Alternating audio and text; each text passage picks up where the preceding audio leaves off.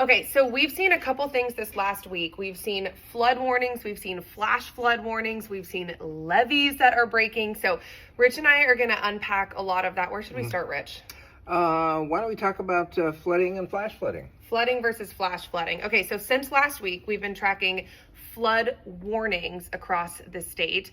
Now, in the last couple of days, we've seen flash flood warnings, and those are two very different things. Basically, it's a matter of speed. Flood warnings normally happen slowly. I mean, it can happen within the time frame of sometimes maybe a few minutes, but normally it's hours, sometimes days for floods to get to wherever it is that's going to be flooded and actually cause it. With a flash flood, there's a sudden input of water into sometimes just a constricted area, so the water levels rise within minutes in a flash, and that's it, what ends up trapping people. So a good thing to keep in mind and remember, so the flood warning is slower, the flash flood warning is the fast flood warning. So that's a lot typically more imminent as far as get out right now.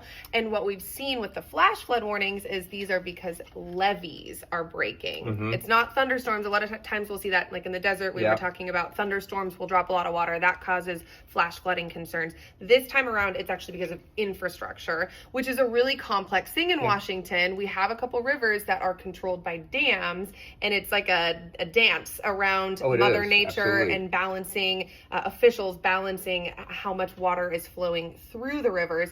Plus, on top of that, we're getting issues in the levees actually breaking. Yes, because the rivers have been high for so long. But the idea behind the flood control that we have here in Western Washington isn't to stop flooding, but it's basically to lower the amplitude of the flood so it doesn't flood as much, because we've built a lot into areas that are floodplains, like the Kent Valley. And previous to the building of the dams, they really couldn't develop it very much because there were these major floods that happen on a regular basis.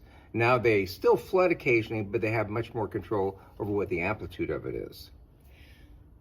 So, moral of the story is this could keep happening in the next probably couple of days. Yes, absolutely.